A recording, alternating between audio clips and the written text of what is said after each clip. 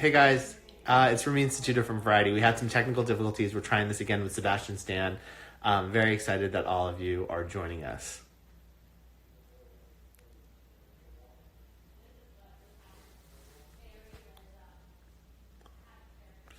Hold on.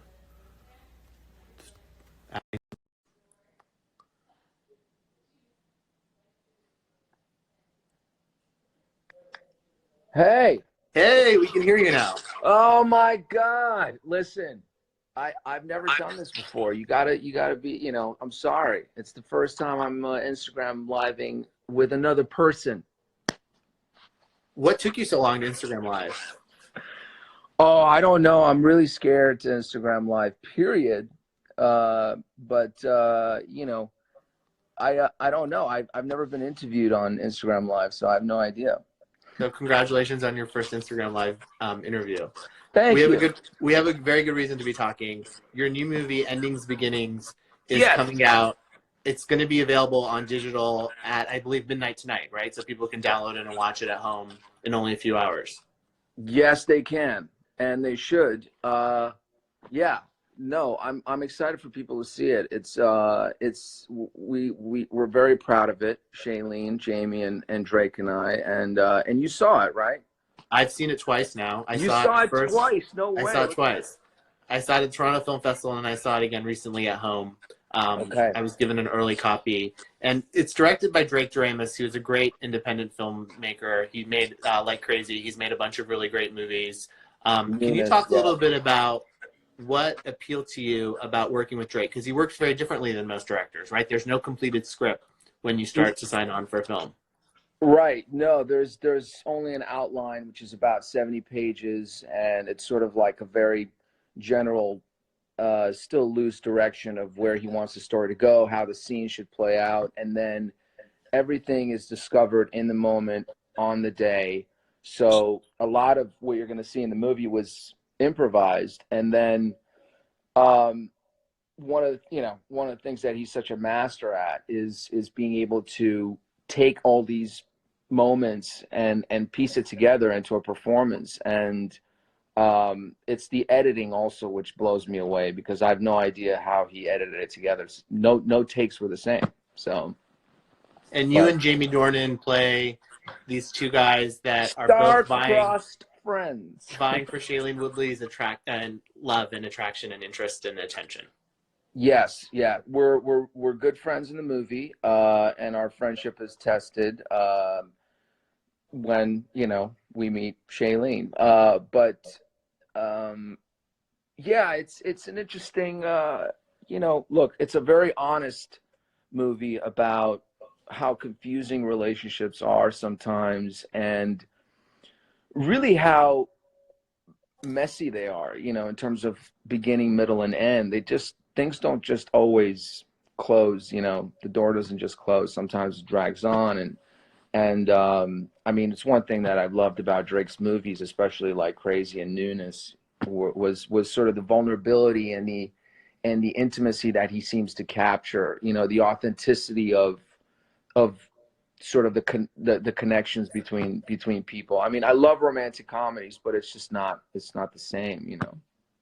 And I was interviewing Jamie Dornan. It's not the same. I was interviewing Jamie Dornan, and he said that I guess Drake let you and him pick who you wanted to play, and he said you picked the good guy and you wanted to play kind of the bad guy because you thought it was more fun. No, I don't think He's bad not a bad guy. guy, but he's kind of No. I know. he's a I'm just player. being funny. Yeah.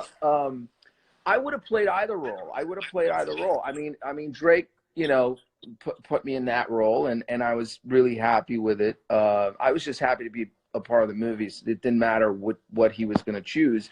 But actually, when we met originally, I said to him, I feel like the other role is a lot more. Seems sort of closer to me in a lot of ways that I thought, but he didn't think that. So Oh, so you actually wanted to play the Jamie part, or I you didn't. thought you I didn't. gravitated towards that? I thought originally, like when I read it, I was like, oh, I feel much more in that world. But then when I saw the movie, it didn't make sense to me. I mean, I wouldn't see it swapped. I think the way that it was cast was the right way. How do you go into a scene knowing that you're going to be improvising? Do you write your own dialogue? Do you think about it before? Do you wing it? How do you act in a movie where everything or most things are improvised? I mean, look, it's definitely scary because you're like, am I, how interesting of a person am I? uh, when you have a scene, you have lines, you sort of kind of get a little, sometimes you have a little protection because you have to say that at the end of the day. But yeah, you're wondering whether you're going to come up with interesting things or not. And, but we had a direction, we knew a little bit like, okay, this scene, what we want to get is that they're meeting right now, they talk about a couple things, they establish a connection, and then a lot of that comes from sort of a dynamic that you build from rehearsal, which we didn't have a lot of, but we had about 2 weeks worth, and just being open with each other, and Shailene, who's incredible in this movie. I mean, she was, it's like acting opposite her. She every time it was just total vulnerability, total honesty, and I'm not saying it's easier, but it's a lot easier when you have someone opposite you who is just giving you their all. Were there scenes that you did that you tried something that made you cringe or that you knew right away would belong to Every the scene character? made me very upset because every scene made me question why I'm doing this, but and why my relationships haven't really worked. No.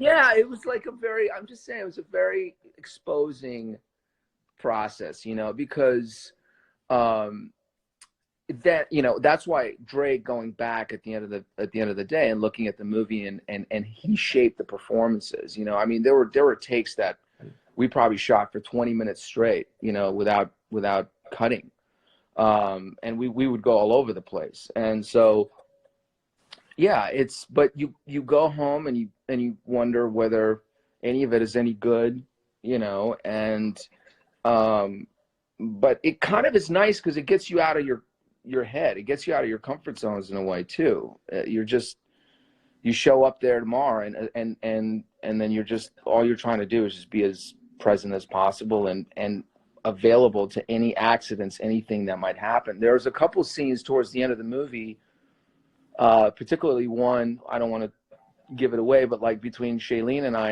in a restaurant, which we did not, that whole scene was discovered in that moment, and it came from, and we tried it a couple times and we weren't really getting it, and then it just came off of us just responding to each other about different things that were coming up at the time, and then that's what ended up in the movie.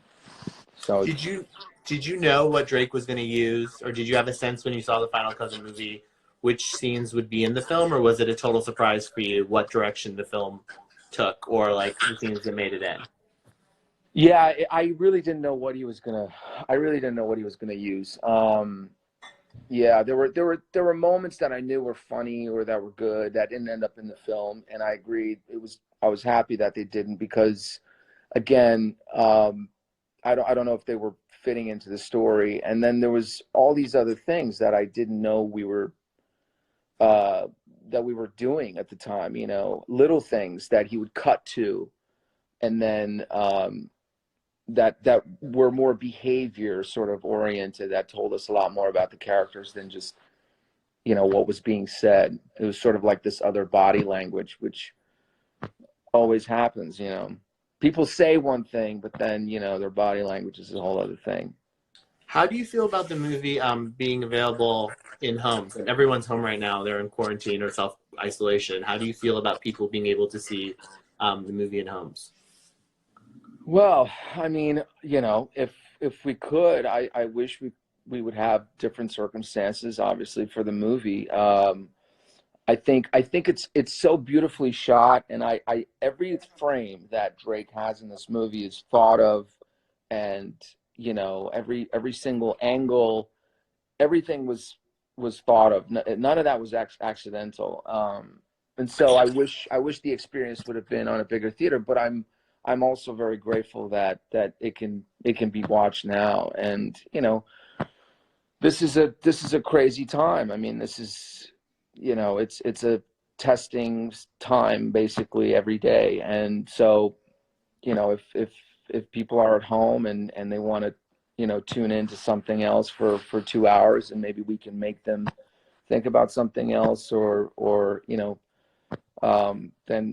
why not? It is a very difficult time, and a lot of people are struggling with the idea that they can't go outside. How have you been passing the time, and what have you been doing? Talking to myself, which is always no, it's look, I mean, by the way, you're in New York, right? I am in New York, yeah. You're in New You're in York New too, York. right? I'm in New York too. Yeah. Listen, we're 10 minutes away from 7 p.m., baby. That's the moment of the day that I feel like, and for people out there who don't know, it's 7 p.m. People go out their window or wherever they are, and they start clapping for all the workers and everybody when their shift changes. And it's kind of it's kind of one of those moments that really, sorry? I didn't say anything. I was saying that moment, I don't know how you feel, but it hits home, because like in a way, everybody's on the same page, no matter where you are, what apartment you're in, we're all kind of like connected for that moment at least. And there's something very special about that. And, it's about those people that hardly ever get any kind of, notice for their work. But, I don't know how it is for you. I mean, it's, for me, it's sort of been, I try and do something productive every day, and I've got some writing that I'm doing and some reading, and I haven't been home in a long time actually. So it's been nice to be home and finally kind of hunker down, and then I just think about all the things that I've taken for granted, and how nice it is that we're so lucky to be able to do the things that we do in our life, and we don't think about that anymore, and so I just hope when we come out of this, we don't just like blow through that, but that we maybe learn to take each other in and a little bit better. And the fact that we could be so close, and you could touch somebody, you can hug your mother whenever you want, you can call and go over there and be close to them, and now we can't. So it's interesting, right? I mean, how are you? It's some days are easier than others. I think But it you all guys kind have of, work probably too. we have work, we're doing interviews, we're talking to people, I'm making calls, but it does feel like the days start to blend together, especially in New York. And right. particularly in New York, it's hard because we're so there's so many people that live in such a small concentrated space. So going for a walk is difficult, or everyone's supposed to be wearing masks now, but not everyone respects the social distancing there. Well, I think we have that problem everywhere. I mean, not just in New York, which is unfortunate. And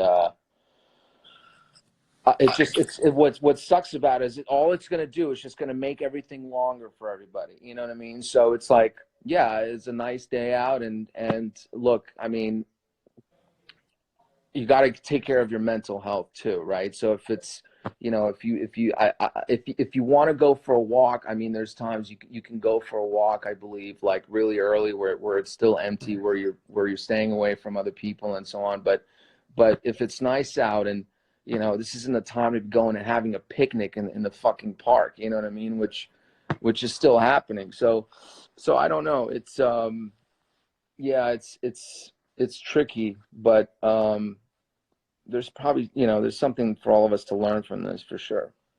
I wanted to talk to you a little bit about your career choices, because you have had such an interesting trajectory, especially in the last few years.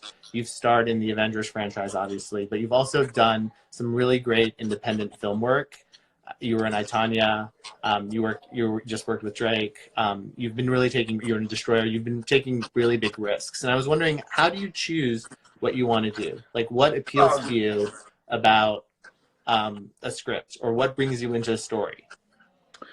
Thank you for saying that. I think it's all about the character or the directors. I'm just trying to kind of surround myself with people I admire, who I like to think are a lot better than me, and by default, I'm just going to end up learning and being better myself. So a lot of those choices are based on finding directors who really have like a very specific vision, and then honoring that vision, and then you know, if other great actors are in the piece, then it's great, because you're always going to be on your, you know, best behaviored A game when that happens. But